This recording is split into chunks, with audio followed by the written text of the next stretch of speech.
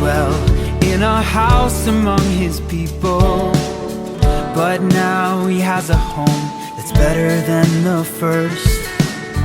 It doesn't look like a building with a steeple.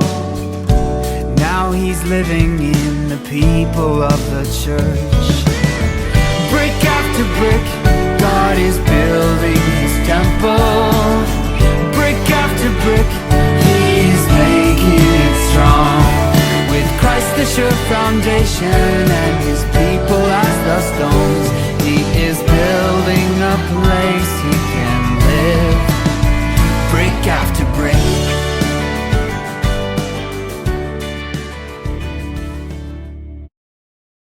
Well, good morning, church. We are honored and privileged to be in the house of God once again. I want to share a thought with you this morning, and I'm going to be doing something a little different with the text. I'm going to be speaking on one particular story, a familiar story, but I'm going to be using two different texts, one from Mark and one from Matthew. The same story. The story is mentioned in all three synoptic gospels. Mark, even though it is the briefest of gospels, it actually gives the most information. But Matthew and Luke make unique contributions, important contributions. So I want to draw from two sources to get the text of our story. So let us start with the Gospel of Mark and the 9th chapter. And I'll be reading from the New King James Version, beginning at verse 14. And when he came to the disciples, he saw a great multitude around them, and scribes disputing with them. Immediately when they saw him, all the people were greatly amazed, and running to him, greeted him. And he asked the scribes, "What are you discussing with them?" Then one of the crowd answered and said, "Teacher, I brought you my son, who has a mute spirit. And whenever it seizes him, it throws him down. He foams at the mouth, gnashes his teeth, and becomes rigid. So I spoke to your disciples that they should cast it out, but they could not." He answered him and said, "O faithless generation, how long shall I be with you? How long shall I bear with you?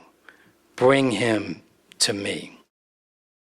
Then they brought him to him, and when he saw him, immediately the spirit convulsed him, and he fell to the ground and wallowed, foaming at the mouth. So he asked his father, "How long has this been happening to him?" And he said, "From childhood. And often he has thrown him both into the fire and into the water to destroy him. But if you can do anything, have compassion on us and help us." Jesus said to him, "If you can believe, all things are possible to him who believes." Immediately the father of the child cried out and said with tears, "Lord, I believe.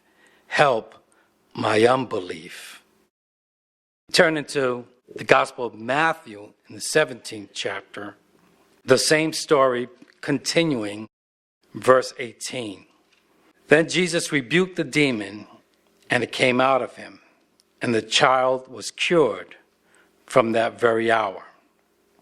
Then the disciples came to Jesus privately and said, "Why could we not cast it out?" So Jesus said to them, "Because of your unbelief. For assuredly, I say to you, if you have faith as a mustard seed, you will say to this mountain, 'Move from here to there,' and it will move, and nothing will be impossible for you. However, this kind does not go out except by prayer and fasting." In Mark's Gospel, verse 23, and Jesus said to him, "If you can believe, all things are possible to him who believes. Immediately the father of the child cried out and said with tears, Lord, I believe. Help my unbelief. I want to speak this morning from the subject of when faith and doubt collide. When faith and doubt collide. As I said, this is a familiar story. It's one that we have spoken from and drawn from many times in the past. As we said, it's mentioned in all three of the synoptic Gospels, Matthew, Mark, and Luke. And in all three of the synoptic Gospels, this story always follows another famous story, the Mountain of Transfiguration. This pivotal event experienced by Peter, James, and John with Jesus when he revealed his glory. Comes down from that event and comes across a heart-wrenching story of a man pleading for the healing of a demon-possessed son.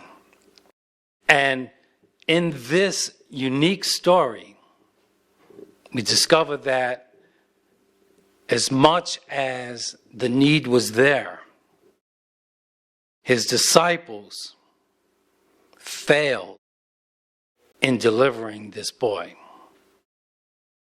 It was a miracle that did not happen. What may be strange is that his disciples, apostles, have done this before. Earlier in the 3rd chapter, we read, and he, Jesus, went up on the mountain and called to him those he himself wanted, and they came to him. Then he appointed 12, that they might be with him, and that he might send them out to preach, and to have power to heal sickness, and to cast out demons. So this wasn't their first crack at this. They've done this before. They've had success in healing people, success in casting out devils in the past. In fact, at one point, they were quite impressed with themselves at this ability. We read in the Gospel of Luke, chapter 10, then the 70 returned with joy, saying, Lord, even the demons are subject to us in your name. And he, Jesus, said to them, I saw Satan fall like lightning from heaven. Behold, I give you the authority to trample on serpents and scorpions and over all the power of the enemy, and nothing shall by any means hurt you. Nevertheless, do not rejoice in this, that the spirits are subject to you, but rather rejoice because your names are written in heaven. So they've done this before, but now, in this instance, it doesn't work. It fails. Something goes wrong. Matthew's gospel, we pick up, then the disciples came to Jesus privately and said, why could we not cast it out? That certainly was the question. So Jesus said to them, because of your unbelief. So Jesus makes it clear, this is a faith problem. This was a problem with your faith. Now, I pulled Matthew's gospel because he makes a contribution that causes some people perplexity and, I feel, a distraction. In verse 21, he says, however, this kind does not go out except by prayer and fasting. So some may say, well then, there it is. It wasn't their fault. This was some kind of a super demon. It was above their pay grade. And so it really wasn't to be expected. And he includes that this comes out by prayer and fasting. Well, what's interesting is that Jesus cast him out. And Jesus neither prays nor fasts in doing so. So what does that mean? What Jesus is saying is that you need to be ready beforehand when these disasters and crises come upon you. Fasting. What's troubling is some people use fasting as sort of a hunger strike. You know, a hunger strike when someone's in prison? They say, I'm not going to eat anything until something happens. And you can use it as blackmail against God. I'm not going to eat until you do this. Or we think that it gives us an edge over the devil.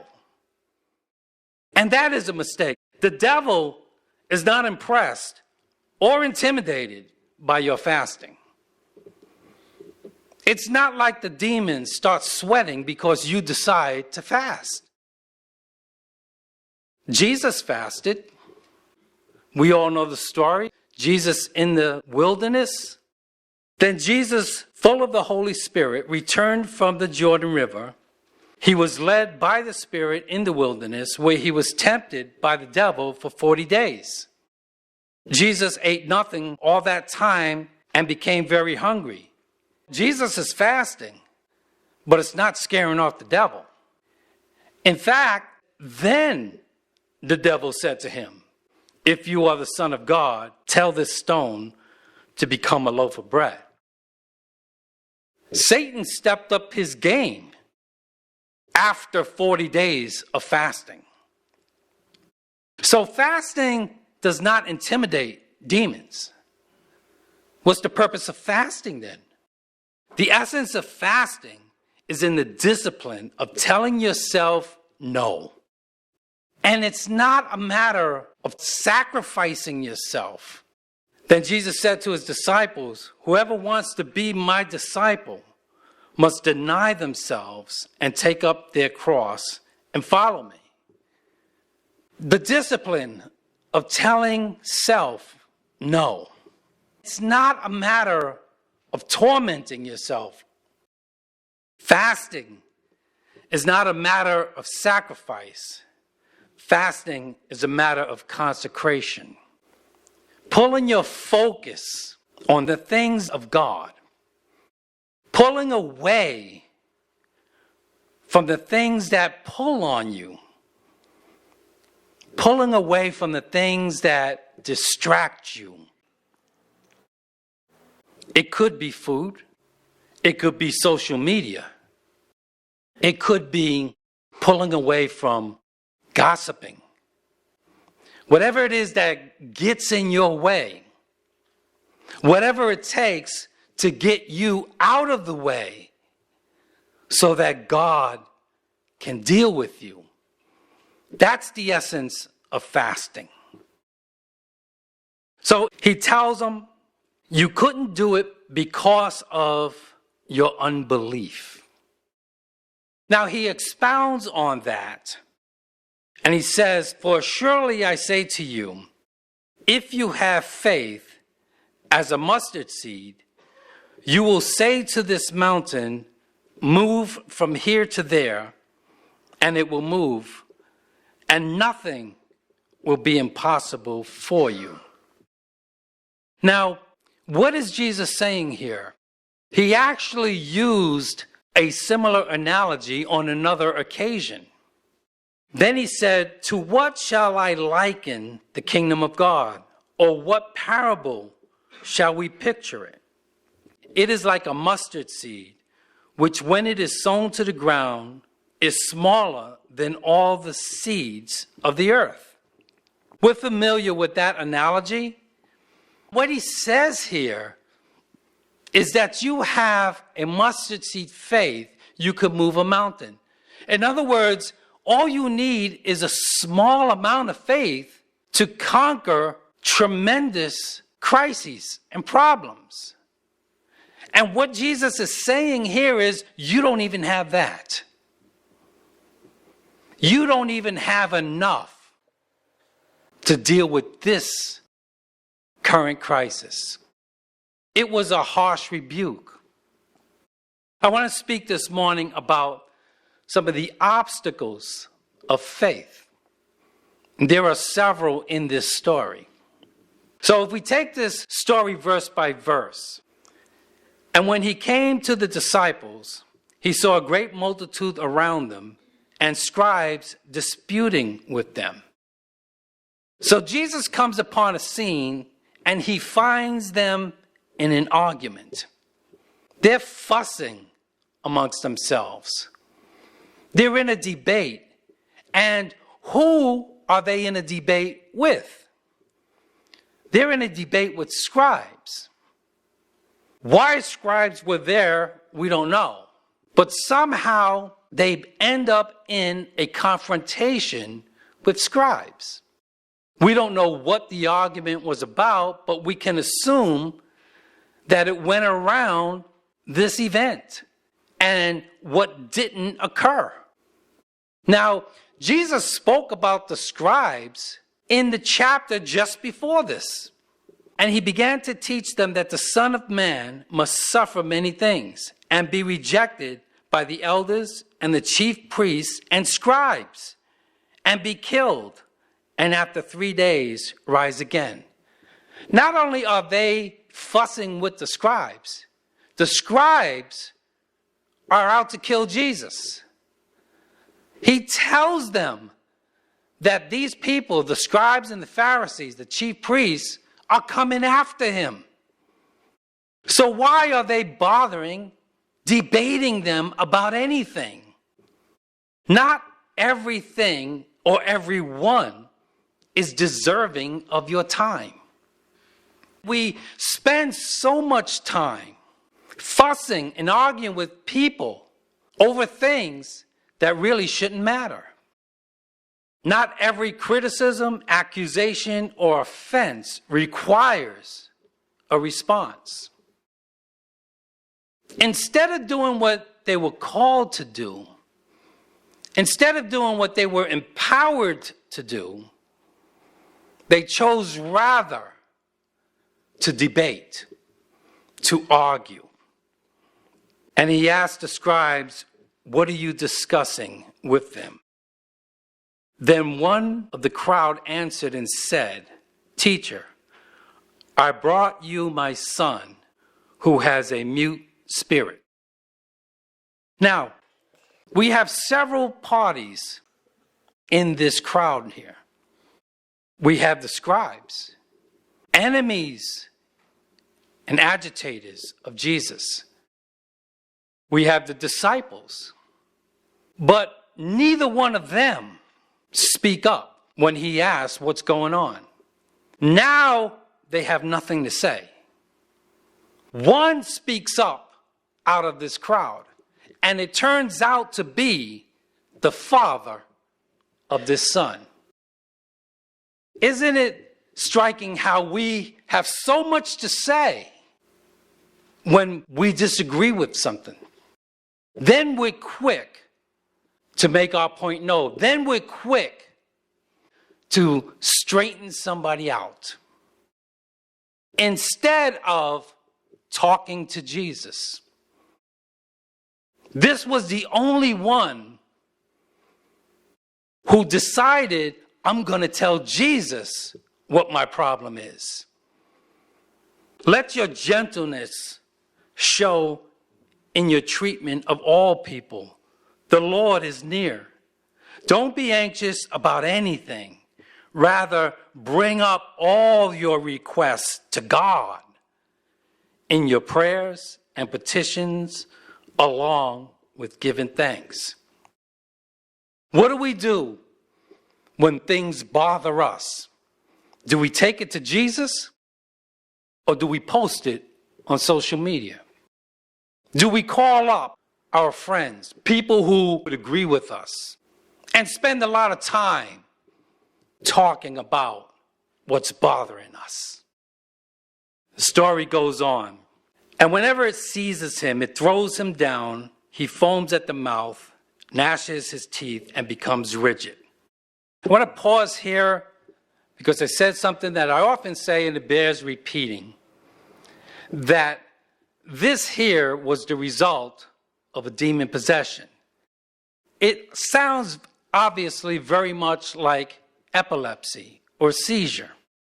And because of that, unfortunately, the church through the ages have often equated epilepsy as well as other diseases with demon possession.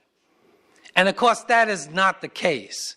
Epilepsy has nothing to do with demon possession. Sicknesses don't often have to do with demon possession. But in this particular story, it was the result of a demon. So please let us not be so foolish in thinking that every illness, every disaster, catastrophe, mental illness, or what have you, all tie back to demonic possession. So I spoke to your disciples that they should cast it out, but they could not. And he answered him and said, O faithless generation. Again, this is a faith problem. How long shall I be with you? How long shall I bear with you? Bring him to me. Then they brought him to him, and when he saw him, immediately the spirit convulsed him, and he fell to the ground and wallowed, foaming at the mouth. So here we have a very dramatic, frightening scene. The boy actually begins to convulse and foam and fall to the ground. And it makes it clear that it was the demon inside him that did this. Why did the demon do this? Why did the demon act out? Well, I believe it's because it worked before. That's what caused others to doubt. That's what caused others to be fearful.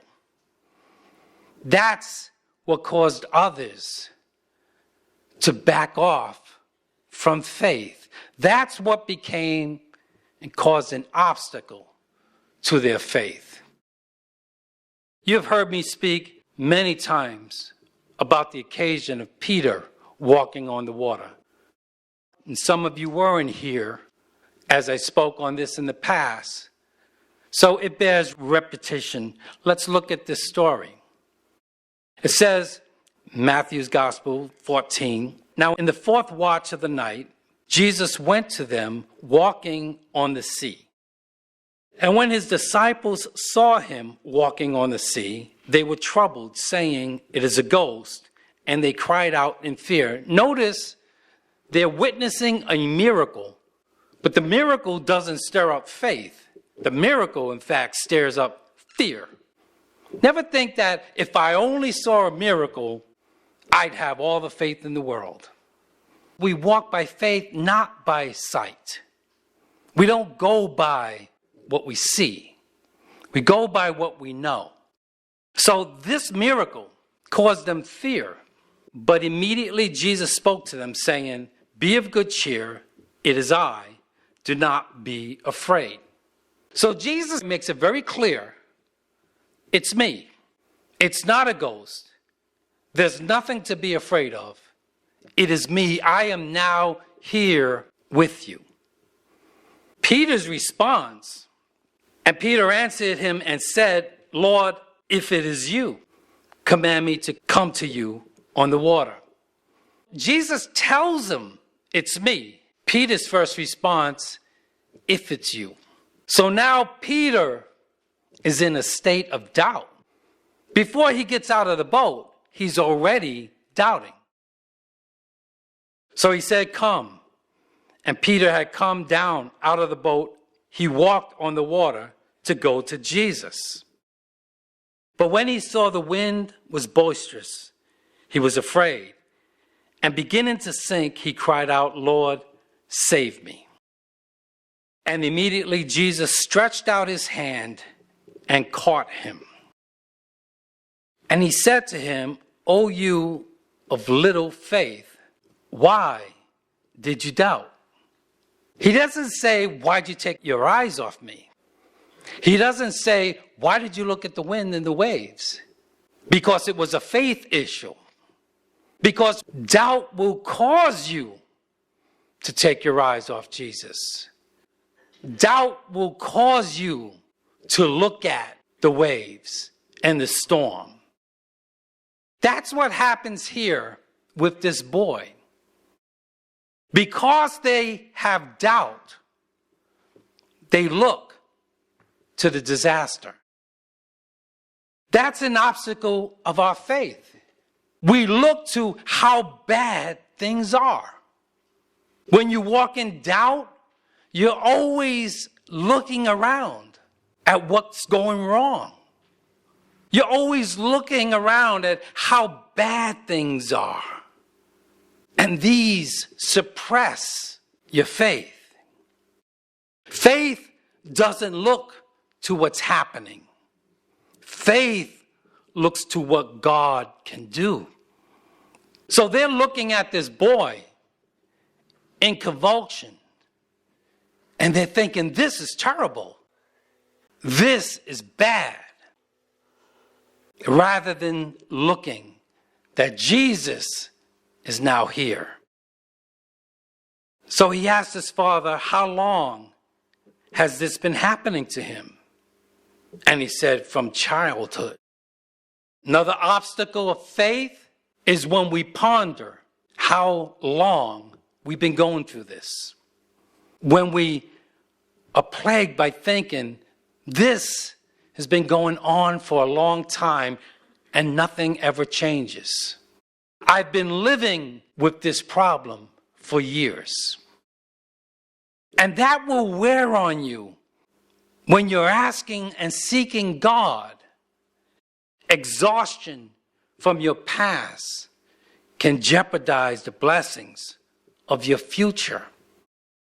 Sometimes it's hard to let go of the pain that we've been carrying for a long time, the burdens that have been pulling on us, the memories that press down on us, and the frustration and dread that nothing ever changes. But God can take the pains of your past and turn them into victories for your future. Oh, hallelujah.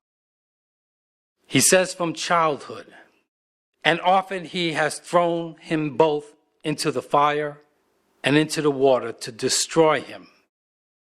But if you can do anything, have compassion on us and help us. Now, I like the way this version states it. The man says, if you can do anything. Jesus takes that and flips it right back on him and says, if you can believe. He says, if you can do anything. Jesus says, if you can believe. What stops us from mastering our faith? What stops us from conquering in our faith? Faith is not ignoring your problems. Faith is trusting in the problem solver.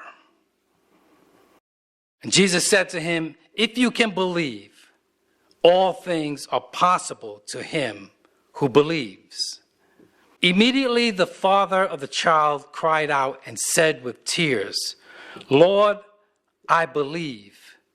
Help my unbelief. I read this and I think finally someone in the scriptures that I can identify with. You see, it's not always a question of having faith or not having faith. It's not a question of having faith or doubting. The Father lets us know that it's possible to believe, but doubt is often there anyway. Lord, I believe, but there's something inside me that's stopping me from believing. I believe, but doesn't mean I don't have doubts. Faith is not the absence of doubt. Faith is what is used to defeat doubt. Having faith doesn't mean you never have any doubts. It's not either or. It doesn't mean that if I believe, I won't have doubts. You can still have doubts. You can still have confusion. You can still have burdens. You can still have fear. Faith is not the absence of fear. Faith is what is used to overcome fears. We walk by faith, but that doesn't mean we don't struggle with temptations. You can have faith and still have those plagues of doubt. Lord, I have faith, but there's something inside me that resists it. Lord, I have faith, but there's something inside me that won't let go. I have faith, I want to believe, but I still get scared sometimes. I have faith, but I still don't know what to do in every situation.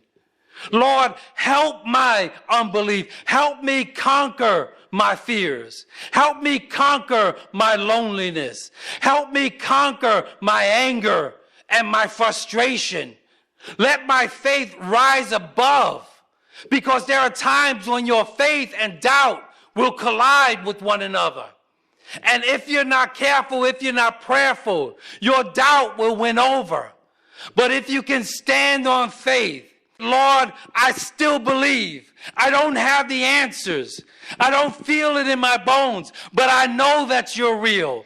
Lord, I don't know what the answer is going to be. I don't know which way to turn. I feel like giving up. I'm up against the ropes, but let me stand on faith. Let me stand on the faith and believe that He's able to bring me out, that He's able to pick me up and turn me around. I'm standing on faith today. The devils can't bring me down because He's able. And even if He doesn't deliver me, even if He doesn't bring me out, He's still able. Stand on your faith.